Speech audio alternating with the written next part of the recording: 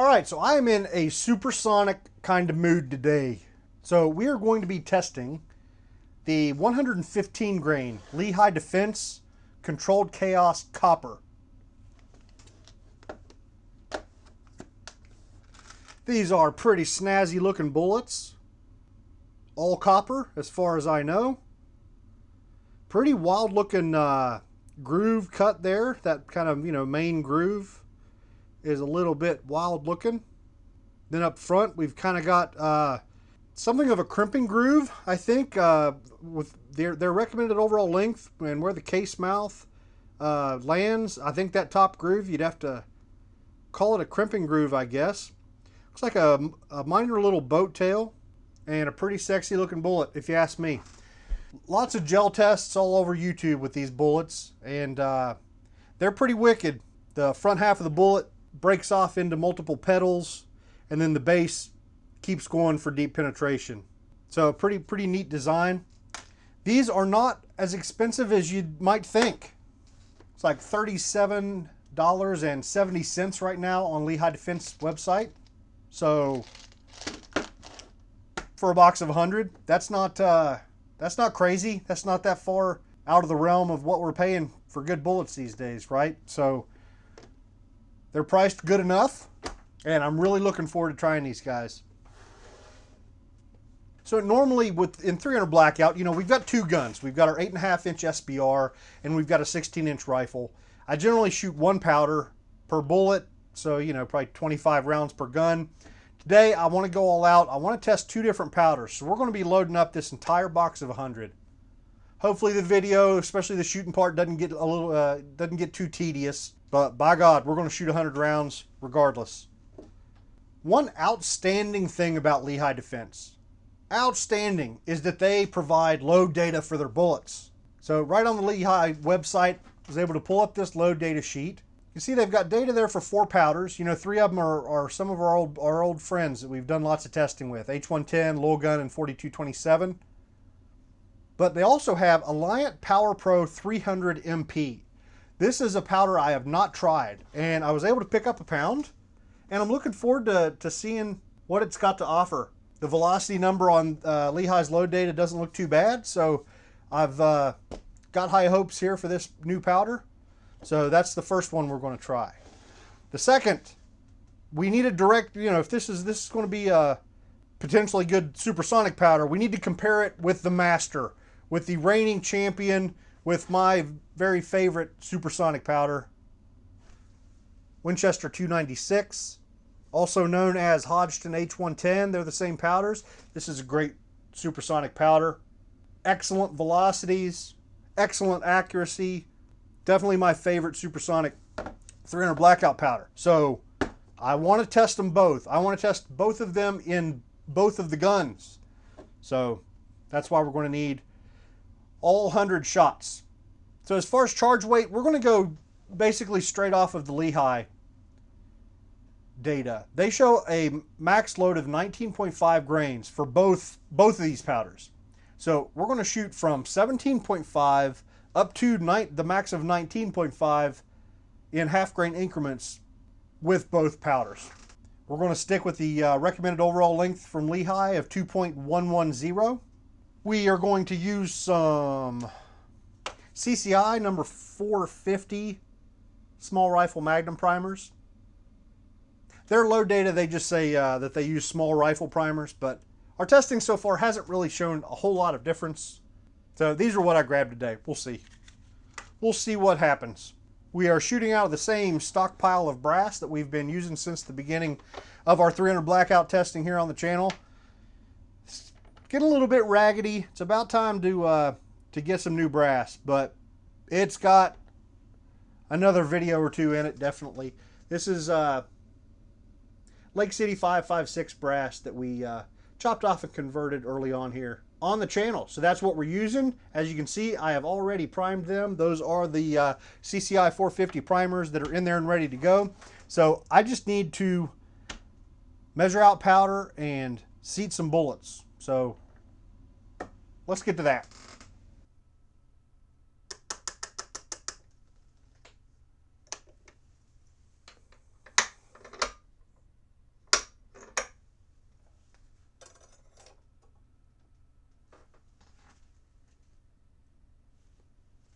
So far, this Power Pro 300 MP seems to be an H110 clone. It looks almost identical, which means that it, it meters and trickles really, really well. Really easy to dial things in just like you want it. But if maybe you don't like Winchester 296, it leaks in your powder measure or something, well, this would probably do the same.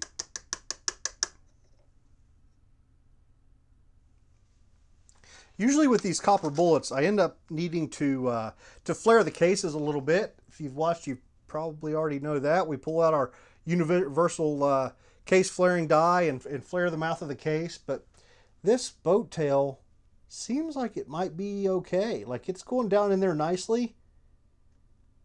And looks like it should seat okay. So we'll try out these first few. If we start getting copper scrapage or anything like that around the mouth of the case, we'll stop and flare the cases. But I'm going to try and go forward without flaring them.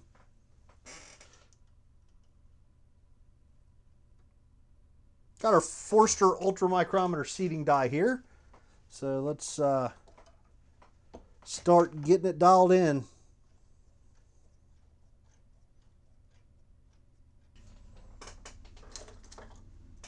What was our number? 2.110 is our target. So we are at 2.188. So 78 thousandths long.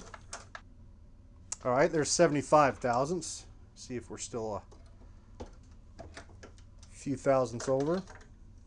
Yep, right on the money. 2.113. So let me seat the next couple, and we'll make sure that we're getting that number consistent. 2.113, 2.113. So these are all coming out exactly the same. So I'll tell you what, let me just go ahead and go down 3 thousandths on our seating die. 2.110. So these are giving very, very consistent overall length numbers. Now my brass is just a little bit short. This is, most of it's 3, 4, 5 thousandths short of trim length. But this is where the case mouth is coming out on this dude. See, it's over that top groove, the one I called the crimping groove. And I've tested a couple of the other Control Chaos bullets, the 55 grain in 223 and the 145 grain in 308. They all seated with a very similar look there at the mouth of the case. We'll go ahead and hit them with the Lee Factory crimp die, set very light. Yep, there we go. Nice, just a little light. Nothing crazy. Beautiful. Pretty good looking round, isn't it?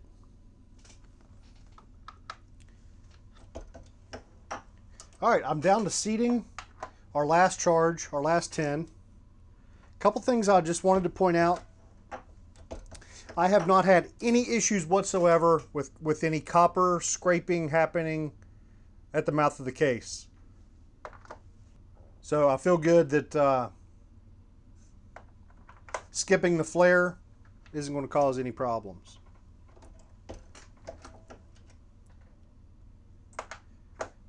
Other problem I had earlier, when we set my bullet seating die, I had not properly zeroed my calipers.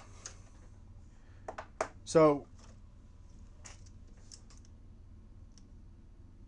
these calipers are getting a little bit goofy, but they were actually off by 7 thousandths. So what I actually ended up with, rather than 2.110, see that one there, 2.106, 2.105. I was getting a lot of 2.103s a little bit earlier. So I'm about 5 or 6 thousandths shorter on overall length than I thought I was. No big deal at all. Luckily, that was a minor mistake and not a big one, like it could have been. So no problems there.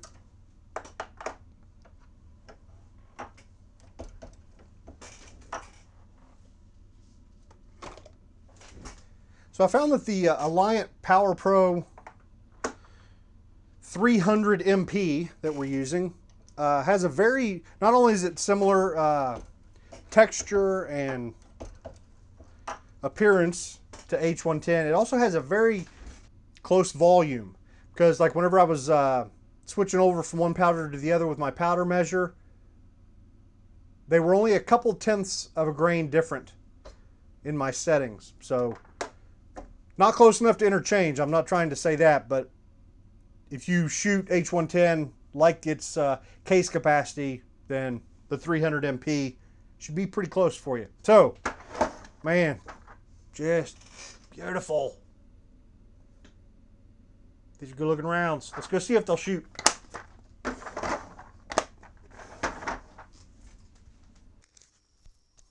All right, guys, let's start things off with my 8.5-inch SBR. This guy's got an 8.5-inch Rainier Ultramatch barrel. I've got my Silencer Co. Omega suppressor. We're using my Magneto Speed chronograph. I'm shooting off a rear bag and bipod. And our comically large scope is a 4-16 Vortex. So I warmed up the guns and got them sighted in with some 110 grain Z Maxes. So I'm hoping these are going to be right on the paper where we want them. But there's only one way to find out. So let's get started.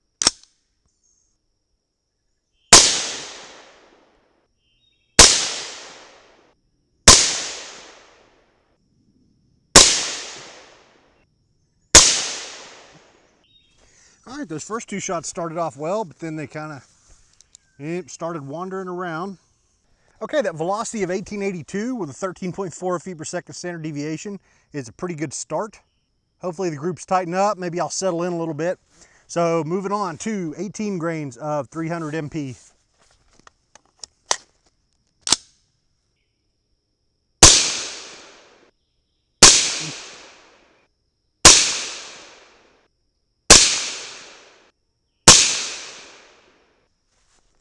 All right, a little bit better group. The brass still looks perfect. Velocity 1933, but that 27 feet per second standard deviation number really kind of came from one shot that was down below 1800 feet per second in that string. So I'm hoping that was a fluke and it probably drug our average down a little bit. But brass looks awesome, so we're moving on. 18.5 grains.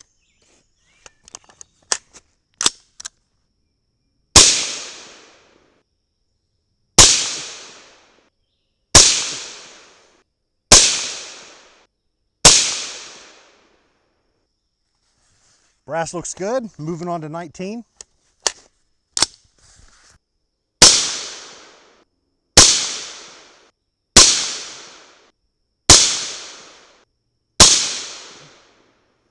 All right, so that was 2025 with a 21.2 standard deviation. Not the greatest group in the world, but the brass looked okay.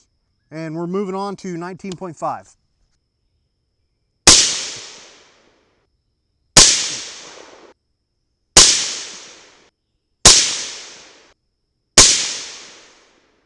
All right, so that was 2084 with a 15.3 standard deviation. Our velocity is not bad at all for this little 8.5-inch gun, but standard deviation numbers, not exactly what I was hoping for. And groups are not quite what we were hoping for. They're not bad, they're not terrible. But I've got high hopes for Winchester 296. Our first load is 17.5 grains. Let's see what it does.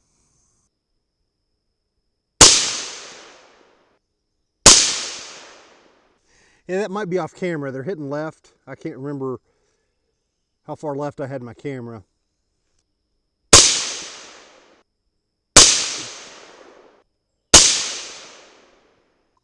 I'm going to move right 1 minute and up 1 minute. Should get us a little bit closer. So, decent start there with Winchester 296. Moving on to 18.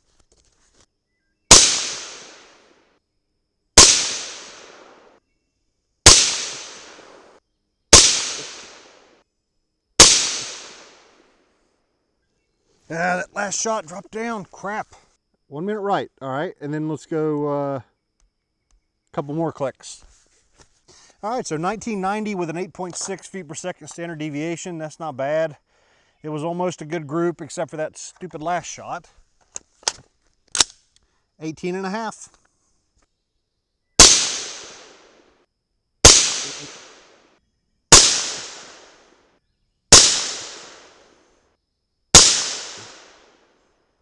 There we go. There's a good group. 2032 with a 6.9 standard deviation. Outstanding numbers. Just freaking beautiful. 19 grains.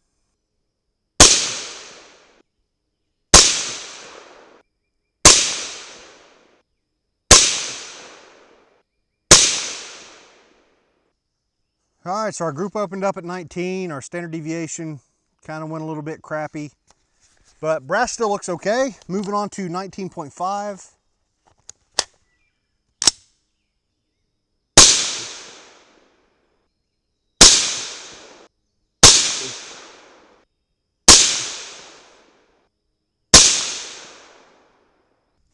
All right, 2127 with an 8.4. Overall group's a little bit disappointing, but at least we got that one good one to hang our hat on, I guess. So, all right, I need to switch out guns. Let's switch over to the 16-incher and see what that guy does.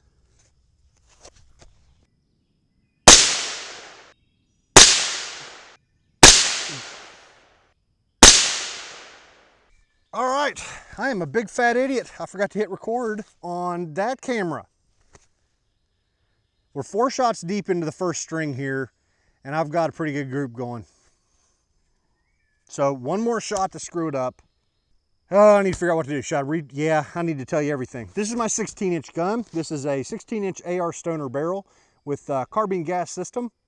Everything else is pretty much the same. This does have a Magpul UBR stock on it, where the other one had a MFT minimalist stock. But this guy's usually a pretty good shooter, and this first group is going very well, my friends. So one more shot. See if we can screw it up. All right. Kick ass, man. All right, that was 2128 with a 15.9 standard deviation. Let's see, what's our velocity differential here between the barrels? About 250 feet per second between the other gun and this gun. All right, moving right along to 18 grains. It's going to be hard to beat that last group, but let's see if we can do it.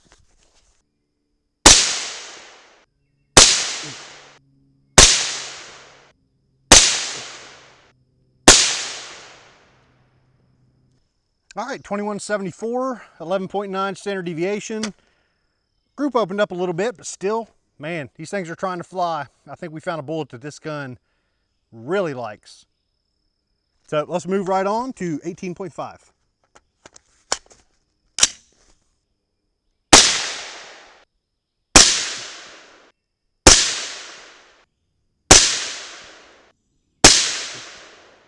Man, that one crazy flyer went high, but otherwise, man, look at that standard deviation number.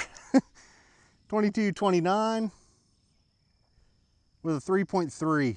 Outstanding stuff. Just outstanding. All right, let's move on to 19.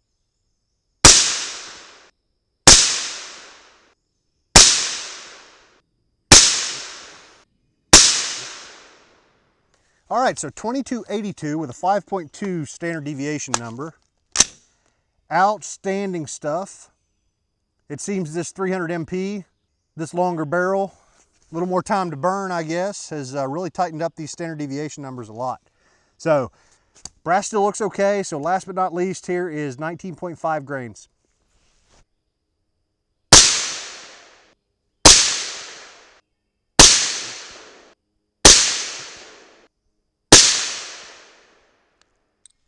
Okay, 2336 with a 20 standard deviation. The first shot was about 50 feet per second low. It was just over 2,300 feet per second. And then the other 4 shots were all right on top of one another, right at 2350. So I think we had one shot that really kind of screwed up our standard deviation number, but still a pretty darn good group. I could not be happier. Could not be happier with those 300 MP groups. So, all right, moving on to Winchester 296. First up is going to be 17.5 grains.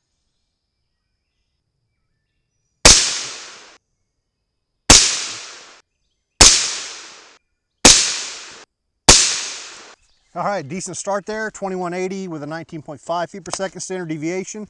Hoping that'll tighten up a bit here as we get a little bit better case fill. All right, 18 grains is next.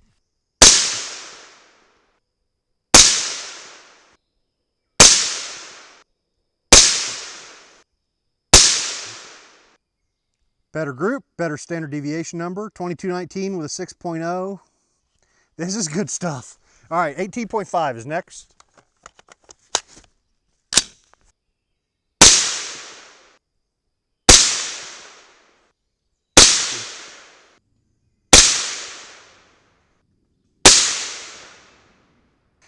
All right, 19 grains.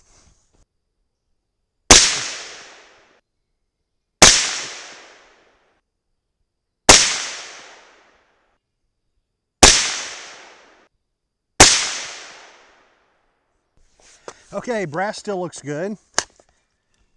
Velocity 2325 with a 4.4. Standard deviation, I think that's good. Last up, 19.5 grains.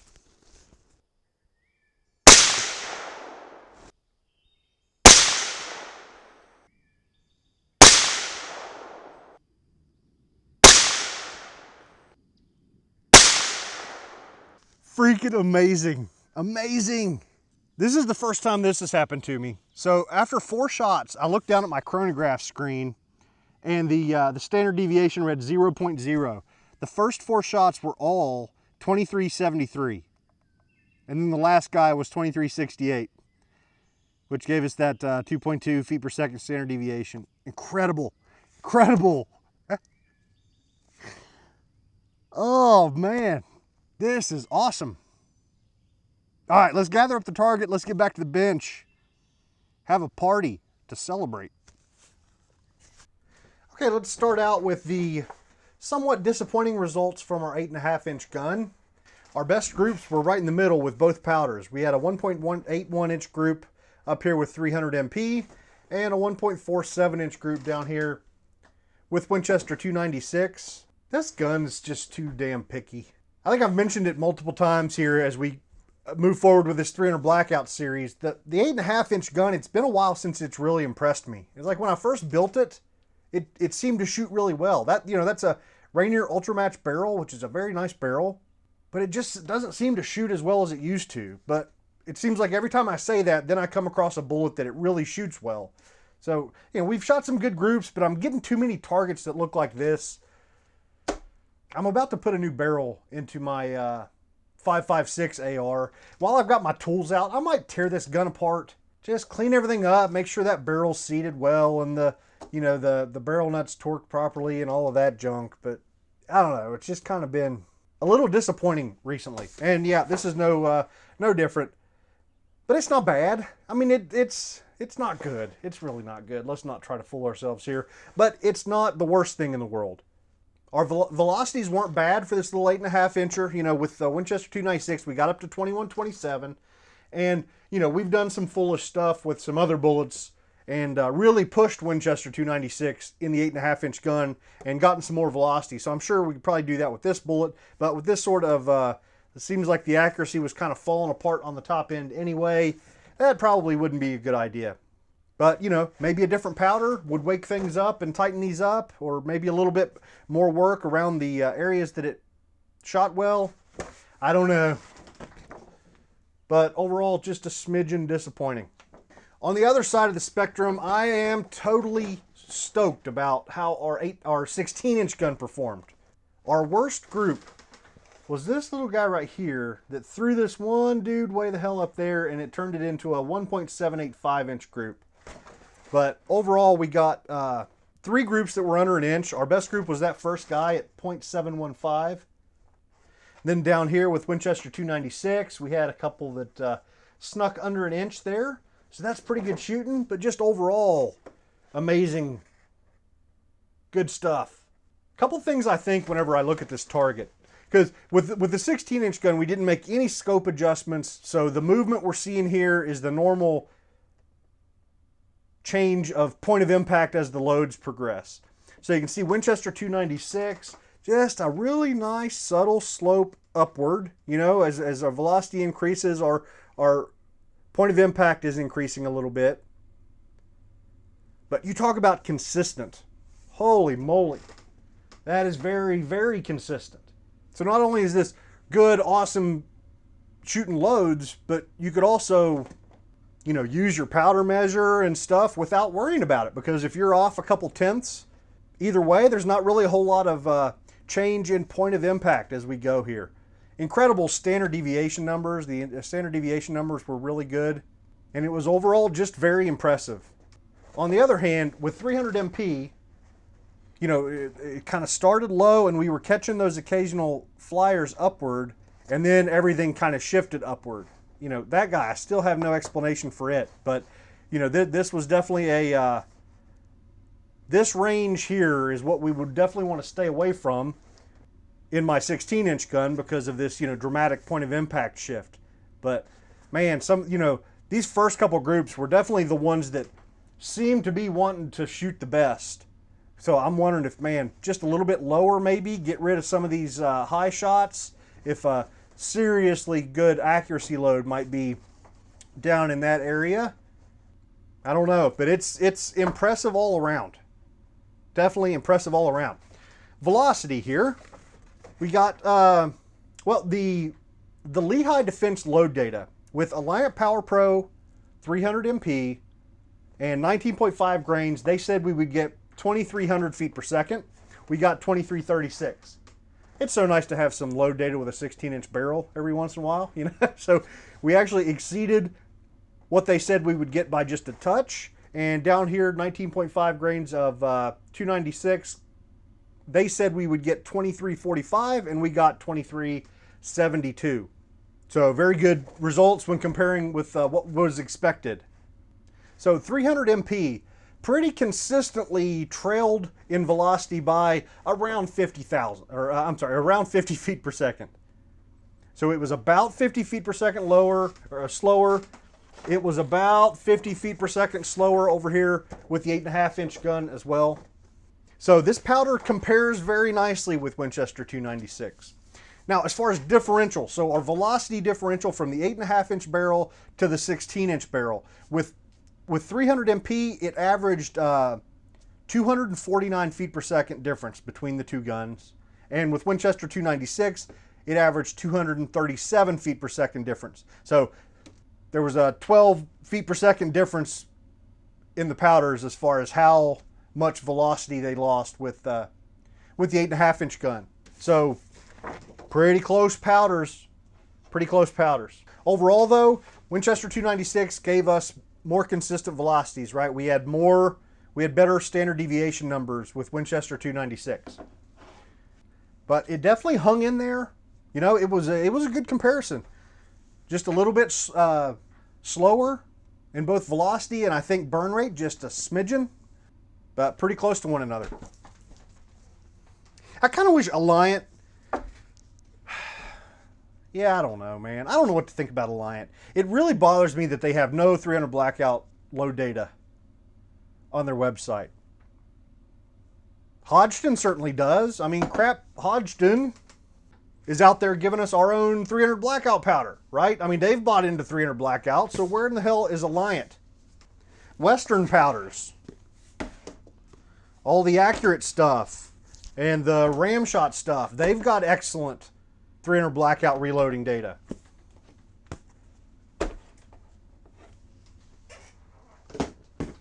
Even the crazy fins at Vitavori, like N110 here, that I'm really looking forward to trying as a supersonic powder, they give us 300 blackout load data. So everybody's on board except Alliant. I don't know, how did I even get off on that rant? But it just kind of hacks me off a little bit. Come on, Alliant, get off your butt. They don't have a ton of powders that are good in 300 blackout, but Reloader 7 works well. This Power Pro 300 MP seems pretty darn good. You know, it ain't Winchester 296, but it's pretty close. It's poor man's Winchester 296, maybe. We'll have to do a lot more testing before we can say for sure, but it's a decent start. Alliant 2400, you know, give us some loads for that. Get off your butt, Alliant. Give us some data. Oh, one thing I wanted to mention. So, like I said, we exceeded Lehigh's velocity estimates for our loads, and that may have to do with using Magnum primers. You know, we were just a few feet over, looked like, you know, 30 feet per second or so. So maybe some Magnum primers gave us just a little bit of a bump. I don't know. And pressure signs looked fine. They looked completely fine. I would clean these up and give you a close-up of them, but there's nothing really to see. Let me see if I could find one that is the most smushed. Wipe that off just a smidgen. That's about the worst of it. No ejector circles or anything like that, but primer just a little bit flattened. Not a darn thing wrong with that.